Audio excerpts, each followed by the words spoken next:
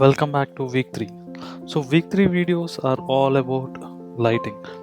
So those of you who have seen my first two videos, first week was all about water and second was about food and sorry, yeah, second was about food and week 3 is about light. So when I say about light, I chose few reference or few paintings where either something is getting illuminated, either the source of the lighting or reflection. So that's how the 7 paintings turned out to be. So I started off with a neon green, I can't call it green, maybe cyan color, I guess, or teal, slight tealish color. So that's how it turned out to be, and this is how it looks. So at least at this point I realized I should not be using direct whites for the absolute highlights or the specular highlights. So I started using a brighter shade of it. And if you see, as I was saying, I do not have fine brush, or I was not using fine brush even 3 weeks into it. So I was still using the marker, fine tip marker. So that's why if you see, if I shine it in the light, you can see the glowworms shining little differently when you compare it to the other textures on the paper. That's because I use the marker, fine tip marker, to do that. So, and this is how it turned out. So, and one thing specific to light theme is there are a lot of or deeper shadows and brighter contrasty highlights. So that's a fun part to work with. Unlike smoother gradients in other paintings, when we talk about light, it's always about, like if you see in this case as well, it's about how a matchstick burns. So rest of it, everything is black except the flame that is burning and the stick that is highlighted by it. Here specifically, I like the head of the matchstick that is burning. You can see it closer. So the details that came into the head, I actually loved that how it turned out, the head. And there are specific or like there are different regions even in the flame. There's a darker bluish region, then there's a pale yellow region, then there's white, then there is like again blue, then after that the outer aura kind of circle which is slightly yellow. So this is how the matchstick flame turned out to be. This was pretty neat, and this was pretty unique to when you compare it to the other paintings that I was doing earlier. So I like this one as well, specifically as I was saying, the head of the matchstick. And when we move to the painting 3, so this is where I tried something different. Instead of just lamps or fire or something like that, this was supposed to be a bioluminescent jellyfish.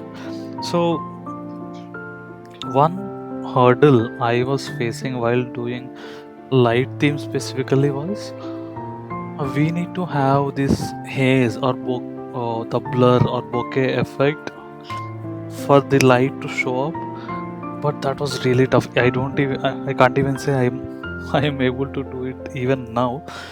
So that's one of the toughest thing, and for this specific jellyfish to glow, that was required, the diffused kind of a look. We need to use few dry brushing techniques or something, I'm not sure exactly, but I was not able to do it. That's why you can't see it glowing. It just looks colorful against some dark background or dark to light transitioning background. So that's how it turned out, but yeah, it's fine. Then comes one more kind of bioluminescence. At least here I was a kind of able to get the hazy glow or the foggy diffused kind of glow. So these are bioluminescent mushrooms. Earlier it was bioluminescent jellyfish that kind of flopped, but this time I was able to at least come closer, I guess. So bioluminescent mushrooms. So the underside of the mushrooms are glowing. There's a different color mushroom. I think I simply added this here because it was too dark here. So something I want to create in the foreground, and I want to replicate similar thing here, but I messed this region up. So, and also there is something that you can see far off in the woods, maybe a sunset, the glow of orange hues of the sunset. So various aspects of the light can be seen here. The bioluminescent mushrooms definitely look good, might be dangerous if you want to consume it, but yeah. Moving on to the next painting. I think it's the fifth one, right? First one was the lantern, then the matchstick, then the jellyfish, then mushrooms. Now comes the fifth. This is one of the most horrible paintings I can say. So among all my 90 paintings, there are few, maybe a handful of them that stand out to be the. I'm feeling bad to call them worst, but they are kind of. So maybe if you look it from a kilometer away, you might find what this is exactly. So this is supposed to be a evening cityscape. This is supposed to be a car. These are two headlights. Then these are city lights. These are lights from the building, signboards. So all this is out of focus image, and when you take images or lights out of focus, there's a bokeh that forms. So that's what I tried to replicate, and I guess I failed at it very badly, but anyways, all part of the journey. Yeah. So these are like reflections of the light. This is evening time, like post rain cityscape kind of a scenario. So moving ahead, oh yeah, this one was nice.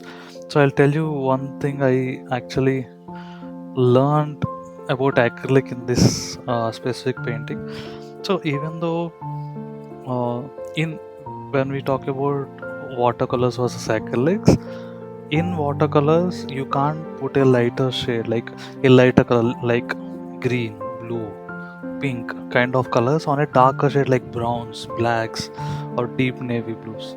But you can do it in acrylics, kind of, or maybe in the premium quality acrylics. But in the acrylics I was using, I was not able to do so. So in the previous painting when I tried, since I was saying in light theme, most of the background or the most of the area is darker, and if I fill everything with black, then putting on a lighter color might look like you can see the shade, like let's say you're putting yellow, you can see the shade of yellow, but it might not look so bright. So we need to actually leave out those spaces for later, painting them later. So that's what I did today. Sorry, did in this. And if you see specifically, there's a spot over here.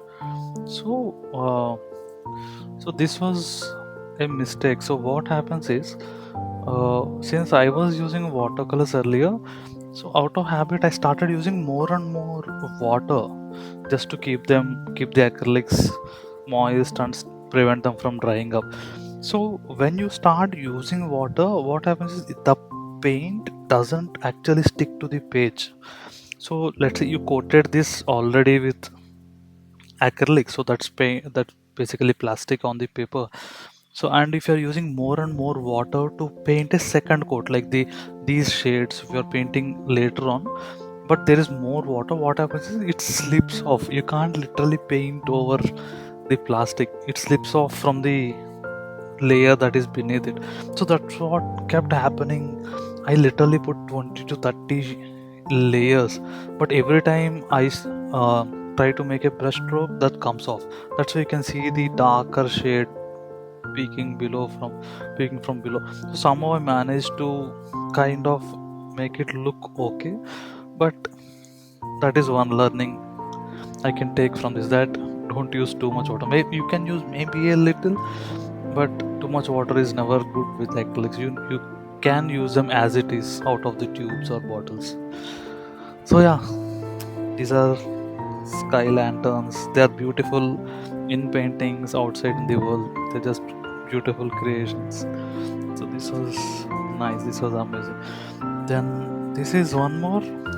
This is the night sky where you can see the northern lights or Aurora Borealis. So this is kind of in my bucket list to at least watch these northern lights once in my life. So, and what better example than northern lights to have a spectacular light show? And since the theme is light, these should be included. So that's why I ended up doing this. So I thought of making highlights, then the floor is also shimmering, then few stars that can be peeking through, but maybe I would rate it 6.5 out of 10. It was okay. So there were few techniques I was seeing in the YouTube shorts, where you have to dab a layer of painting and use a dry brush to make streaks. So I tried multiple times, but it was not looking homogeneous.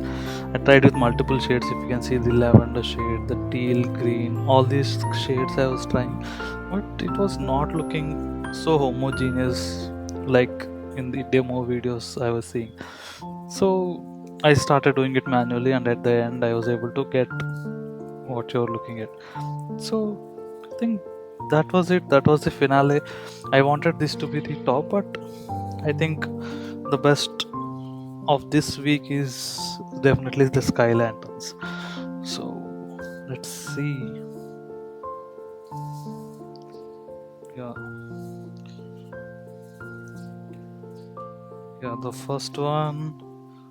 This is 1, 2, 3, 4, 5, 6, and 7. So that was nice. And next weeks are going to be superhero, I guess. Yeah, the few superheroes. So that is one fun thing. And after that, I guess it's pop art faces. So there are few more beautiful pieces that are coming up. So stay tuned for the upcoming weeks of videos. We are in week 3 right now. There are 10 more weeks to go. 90 days painting challenge.